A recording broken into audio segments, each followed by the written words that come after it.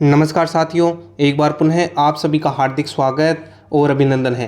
तो साथियों, आज का जो अपना टॉपिक रहने वाला है राजस्थान के इतिहास का महत्वपूर्ण टॉपिक, जिसका नाम है प्रजामंडल आंदोलन। इस टॉपिक से संबंधित जितने भी पीवाईक्यू प्रश्न बनते हैं राजस्थान की भर्ती परीक्षाओं में 1992 से वर्तमान तक जो भी प्रश्न पूछे गए हैं, आज अपन इस वीडियो के माध्यम से अपडेटेड जो राजस्थान जीके हैं उस राजस्थान जीके के अनुसार अपन आज इस वीडियो में कवर करेंगे। बहुत ही महत्वपूर्ण कक्षा होने वाली है। इसके अलावा मैं आपको बता दूं, हमारे द्वारा यहाँ पर आपको निःशुल्क इन सभी टॉपिक के वाइज पीडीएफ भी प्रोवाइड जा रही है, जिसके लिंक आपको डिस्क्रिप्शन में देखने को मिल जाएंगी। देखिए, जो पहला प्रश्न है, निम्नांकित में से प्रजामंडलों का मुख्य उद्देश्य था। तो प्रजामंडल का मुख्य उद्देश्य क्या था? ऑप्शन नंबर 1, शासकों की सत्ता समाप्त करना। ऑप्शन नंबर 2, ब्रिटिश राज्य का अंत। ऑप्शन नंबर 3, नागरिकों के अधिकारों के लिए संघर्ष। और ऑप्शन नंबर 4, कुरीतियां मिटाना। तो जो प्रजामंडल था, इसका मुख्य उद्देश्य था नागरिकों के जो अधिकार थे उनके लिए संघर्ष ये किया गया था, प्रजामंडल आंदोलन किया गया था। अगर बात करें के संदर्भ में, देखिए, प्रजामंडल का मुख्य उद्देश्य जनता की समस्याओं एवं आकांक्षाओं के प्रति सकारात्मक रुख अपनाते हुए नागरिकों के अधिकारों के लिए संघर्ष करना था। अगला प्रश्न देखिए, राजस्थान का प्रथम प्रजामंडल था जयपुर, मारवाड़, मेवाड़ या भरतपुर। तो प्रथम प्रजामंडल जो था वो था जयपुर। ऑप्शन नंबर 1 राइट हो जाएगा। कपूरचंद पाटनी की अध्यक्षता में सर्वप्रथम 1931 में जयपुर प्रजामंडल गठित हुआ, लेकिन मृत प्राय रहा था। चिरंजी लाल मिश्र की अध्यक्षता में पुनः गठित 1936-37 में 1938 में जमनालाल बजाज अध्यक्ष बने और 1942 ईस्वी के भारत छोड़ो आंदोलन में सक्रिय भाग नहीं लेने वाला प्रजामंडल अन्य अलवर प्रजामंडल यह था। अब अगला प्रश्न देखिए, जयपुर प्रजामंडल की स्थापना में के द्वारा की गई थी। तो जयपुर प्रजामंडल में की स्थापना जो है ये जमनालाल बजाज और कर्पूरचंद पाटनी के द्वारा 1931 में की गई थी। ऑप्शन नंबर 4 राइट हो जाएगा। अगला देखिए, 1938 में जयपुर प्रजामंडल के अध्यक्ष कौन बने थे निम्न में से? Option number 1 Bhanwarlal Saraf. Option number 2 Balwant Singh Mehta या जमनालाल बजाज या जीडी बिड़ला। तो सही उत्तर हो जाएगा 1938 में जमनालाल बजाज जो है ये प्रजामंडल के अध्यक्ष बने थे। अगला, जमनालाल बजाज ने स्थापना की थी। Option number 1 Jaipur Prajamandal. Option number 2 Mewar Prajamandal या सीकर या मारवाड़ प्रजामंडल। तो सही उत्तर हो जाएगा ऑप्शन नंबर 1 जयपुर प्रजामंडल की स्थापना जमनालाल बजाज ने की थी। अगला प्रश्न, उस नेता को पहचानिए जो जयपुर प्रजामंडल में सक्रिय नहीं था। रामकरण जोशी, दौलतमल भंडारी, प्रयागराज भंडारी या देवी शंकर तिवारी। तो प्रयागराज जो भंडारी है ये जयपुर प्रजामंडल में सक्रिय नहीं था। बाकी रामकरण चौधरी, दौलत और देवी शंकर तीनों के तीनों सक्रिय भूमिका निभाई थी इन्होंने। देखिए, भारत छोड़ो आंदोलन में जयपुर प्रजामंडल की निष्क्रियता से असंतुष्ट होकर श्री बाबा हरिश्चंद्र, रामकरण जोशी, दलित भंडारी और गुलाबचंद कासलीवाल, श्री हंस दी राय, चिरंजी लाल मिश्र द्वारा आज़ादी मोर्चा संगठन गठित किया गया और जिसका विलय प्रजामंडल में 1945 को हुआ था। जेंटलमैन्स एग्रीमेंट सितंबर 1942 में जयपुर के प्रधानमंत्री मिर्जा इस्माइल और जयपुर प्रजामंडल के अध्यक्ष श्री हीरालाल जो शास्त्री के मध्य हुआ समझौता था। इस एग्रीमेंट के अनुसार रियासती सरकार भविष्य में अंग्रेजों की मदद नहीं करेगी, इसीलिए उन्होंने उसमें भाग नहीं लिया था। अगला, जेंटलमैन एग्रीमेंट के संबंध में कौन सा कथन सत्य नहीं है? देखिए, जेंटलमैन एग्रीमेंट जो है ये 1942 में हुआ था, एकदम सही बात है। इसका संबंध झालावाड़ रियासत से नहीं था, जयपुर रियासत से। ऑप्शन नंबर 2 असत्य हो जाएगा। इस एग्रीमेंट के अनुसार रियासती सरकार भविष्य में अंग्रेजों की मदद नहीं करेगी, ये भी बात सही है। इसका मतलब 1 और 3 सही है, 2 असत्य है। केवल 2 क्या है? असत्य है। ऑप्शन नंबर 2 राइट हो जाएगा। अगला, भारत छोड़ो आंदोलन के दौरान जयपुर प्रजामंडल के अध्यक्ष कौन थे? तो उस समय जयपुर प्रजामंडल के अध्यक्ष थे हीरालाल शास्त्री। अगला प्रश्न देखिए, राजपूताना की किस रियासत में आज़ाद मोर्चे की स्थापना हुई थी? तो आज़ाद मोर्चे की स्थापना हुई थी जयपुर रियासत में। अगला प्रश्न, भारत छोड़ो आंदोलन के दौरान जेंटलमैन एग्रीमेंट किन के मध्य संपन्न हुआ था? ऑप्शन नंबर 1 मिर्जा इस्माइल, रामकरण जोशी या के मुंशी जयनारायण व्यास या किया मुंशी माणिक्यलाल वर्मा या मिर्जा इस्माइल और हीरालाल शास्त्री। तो मिर्जा इस्माइल और हीरालाल शास्त्री के मध्य ये एग्रीमेंट संपन्न हुआ था। ऑप्शन नंबर 4 राइट हो जाएगा। अगला प्रश्न देखिए, निम्न में से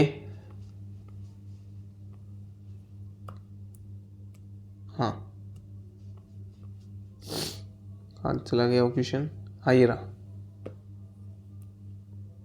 निम्न में से कौन सा आजाद मोर्चा का नेता नहीं था? बाबा हरिश्चंद्र, दाऊद दयाल आचार्य, रामकरण जोशी या गुलाबचंद कासलीवाड़। तो आजाद मोर्चा का नेता गुलाबचंद कासलीवाड़ भी थे, बाबा हरिश्चंद्र भी थे, रामकरण जोशी का संबंध भी आता है, लेकिन दाऊद दयाल आचार्य का संबंध आजाद मोर्चे से नहीं था। ऑप्शन नंबर 2 असत्य हो जाएगा। अगला प्रश्न देखिए, भारत छोड़ो आंदोलन के संचालन हेतु आजाद मोर्चा का गठन किसने किया था?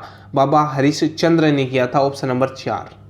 बीकानेर प्रजामंडल की स्थापना किस वर्ष में हुई थी?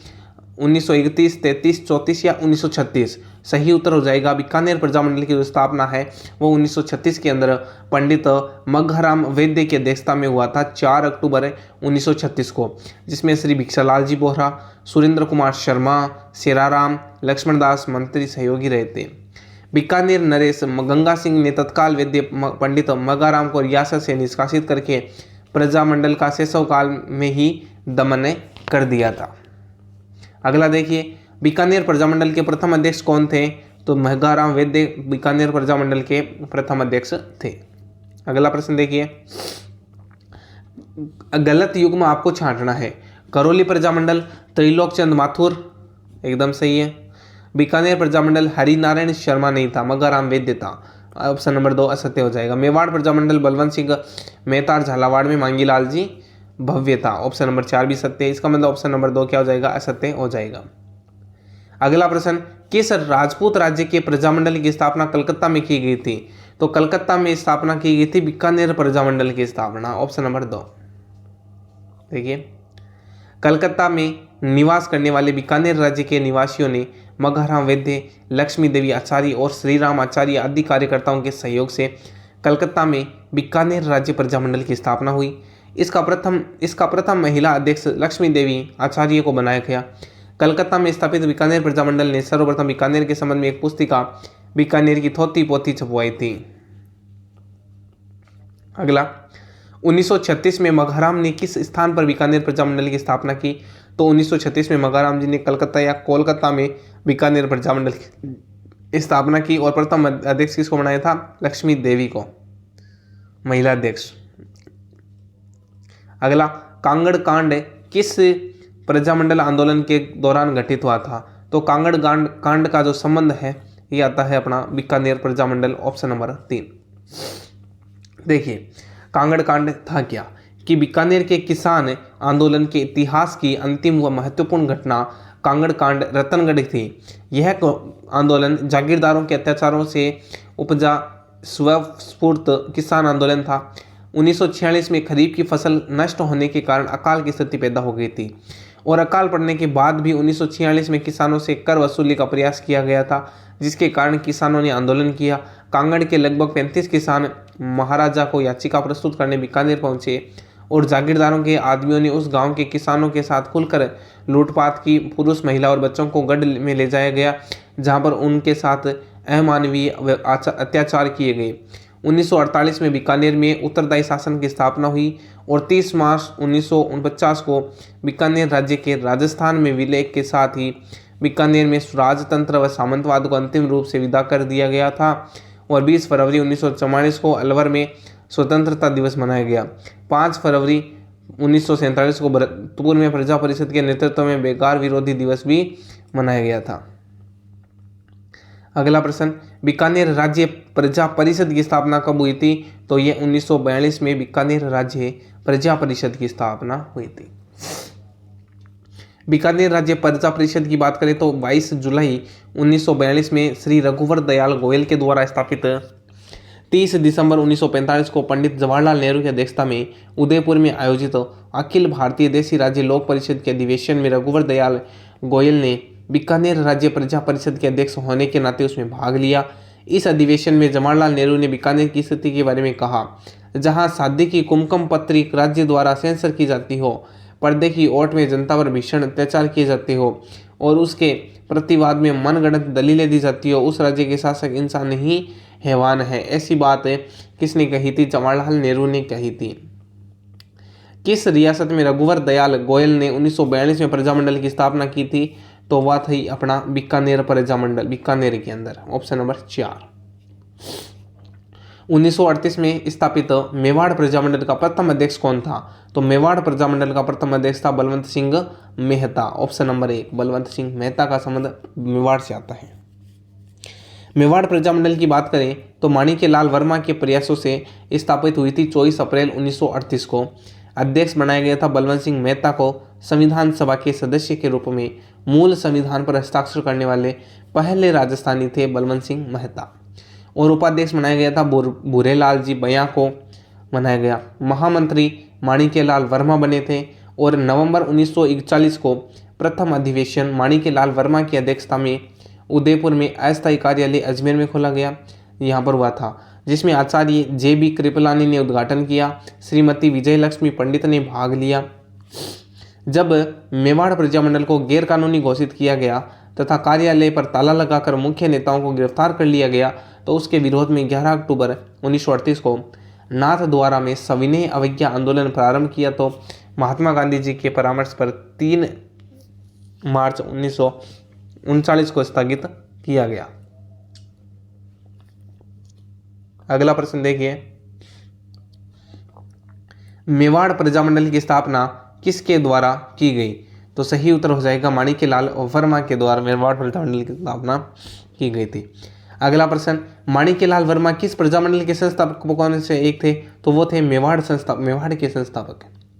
अगला, प्रजामंडल और स्थापना का वर्ष निम्न में से कौन सा युग्म सुमेलित नहीं छांटना है?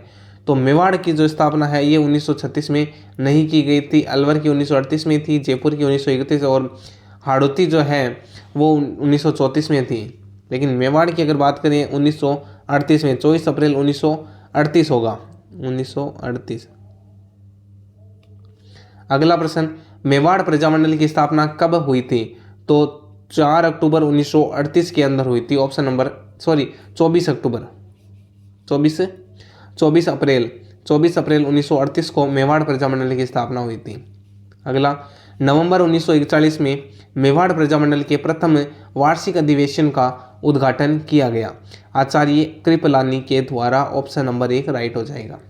मेवाड़ प्रजामंडल का अस्थायी कार्यालय कहाँ स्थापित किया गया था? ऑप्शन 1 चित्तौड़, उदयपुर, अजमेर या भीलवाड़ा। सही उत्तर हो जाएगा अजमेर के अंदर अस्थायी कार्यालय स्थापित किया गया। अगला क्वेश्चन, मेवाड़ प्रजामंडल के प्रमुख नेता जिन्हें भारत छोड़ो आंदोलन के दौरान 21 अगस्त 1942 को गिरफ्तार किया गया था तो वे थे माणिक्यलाल वर्मा, बलवंत सिंह मेहता, चिरंजीव लाल मिश्र और मोहनलाल सुखाड़िया। तो उनमें से वो नेता थे, एक तो माणिक्यलाल वर्मा जी का संबंध आता है, एक बलवंत सिंह मेहता का आता है, एक मोहनलाल सुखाड़िया का आता है। चिरंजीव लाल मिश्र को गिरफ्तार नहीं किया गया था क्योंकि चिरंजीव लाल मिश्र की अध्यक्षता में जयपुर प्रजामंडल की पुनर्गठित किया गया था। तो ऑप्शन नंबर 1, 3, 4 राइट हो जाएगा। ऑप्शन नंबर 1 में ऐसे ऑप्शन दिख रहे हैं। अगला प्रश्न देखिए, मेवाड़ प्रजामंडल आंदोलन से संबंधित महिला कौन है? तो मेवाड़ में आती है नारायणी देवी वर्मा का संबंध आता है, माणिक्यलाल वर्मा की पत्नी नारायणी देवी वर्मा, जो माणिक्यलाल वर्मा की पत्नी थी, को 24 जनवरी 1939 को अपनी पुत्री स्नेहलता और प्यारचंद विश्नोई की पत्नी भगवती देवी के साथ प्रजामंडल आंदोलन में भाग लेने के कारण राज्य से निष्कासित कर दिया गया। सन 1942 में इन्होंने भारत छोड़ो आंदोलन में भाग लिया। 14 नवंबर 1944 को भीलवाड़ा में महिला आश्रम की स्थापना की। 1952-53 में इन्होंने आदिवासी कन्या छात्रावास की भी स्थापना की थी। अगला प्रश्न, सुशीला और भगवती का संबंध किस प्रजामंडल से था?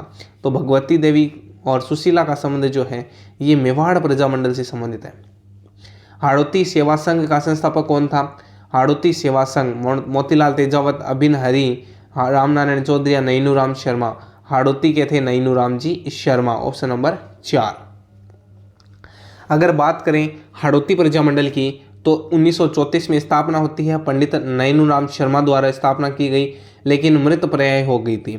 नैनूराम शर्मा को हाड़ौती सेवा संघ की स्थापना में तनसुखलाल मित्तल का पूरक सहयोग मिला था। कोटा प्रजामंडल की बात करें तो 1939 में स्थापना, हाड़ौती प्रजामंडल के निष्क्रिय हो जाने पर नैनूराम शर्मा ने पंडित अभिन्न हरि के साथ मिलकर कोटा प्रजामंडल की स्थापना की। इसका प्रथम अधिवेशन पंडित नैनूराम शर्मा की अध्यक्षता में मांगरोल में हुआ। 14 अक्टूबर 1941 को पंडित नैनूराम की हत्या हो जाने पर कोटा प्रजामंडल की बागडोर पंडित अभिन्न हरि ने संभाली थी। अगला, कौन सा सुयुग्म राजनीतिक कार्यकर्ता संबंधी रियासत संबंधी राज्य सुमेलित नहीं छांटना है? ठीक है, देखिए मीठे लाल व्यास या मीठा लाल व्यास जो है जैसलमेर से थे और किशन लाल जोशी भरतपुर से थे, ये भी बात सही है। हरिनारायण शर्मा अलवर से थे, लेकिन भूपेंद्र नाथ त्रिवेदी कोटा के नहीं थे। कोटे के एक तो अभिन्न हरि का समझ आता है, हाँ जी, एक तो कोटा का अभिन्न हरि और एक अपने नाम आता है कोटा में नैनूराम शर्मा। तो ऑप्शन नंबर 2 असत्य हो जाएगा। अगला, पंडित नैनूराम शर्मा किस रियासत के प्रजामंडल से संबंधित थे? कोटा। अगला, 1939 में कोटा राज्य प्रजामंडल की स्थापना किसकी अध्यक्षता में मांगरोल में हुई थी? तो वो नैनूराम शर्मा की अध्यक्षता में मांगरोल में होती है। अगला, तनसुख लाल मित्तल किस प्रजामंडल संगठन के नेता थे? तो तनसुख लाल मित्तल का संबंध आता है कोटा में इनकी महत्वपूर्ण भूमिका थी। 31 दिसंबर 1945 से 1 जनवरी 1946 तक उदयपुर में all India states people's conference की अध्यक्षता किसने की थी? तो वो अध्यक्षता की थी पंडित जवाहरलाल नेहरू ने। श्री माणिक्यलाल वर्मा के प्रयासों से अखिल भारतीय देशी राज्य लोक परिषद का 7वां अधिवेशन 31 दिसंबर 1945 से 1 जनवरी 1946 को जवाहरलाल नेहरू की अध्यक्षता में उदयपुर के सलेटिया मैदान में हुआ। इसमें एक प्रस्ताव द्वारा रियासतों के शासकों से अपील की गई कि वे अपनी अपनी रियासतों में अविलंब उत्तरदायी शासन स्थापित करें। इस अधिवेशन से राज्य की रियासतों में अभूतपूर्व जागृति आई और कई स्थानों पर उत्तरदायी सरकारों की स्थापना हुई। अगला प्रश्न देखिए, किस रियासत में गोकुलभाई भट्ट ने प्रजामंडल आंदोलन का नेतृत्व किया था? तो गोकुलभाई भट्ट ने सिरोही में प्रजामंडल आंदोलन का नेतृत्व किया। तो साथियों, आज के लिए इतना ही, मिलते हैं नेक्स्ट क्लास में, तब तक के लिए जय हिंद जय भारत।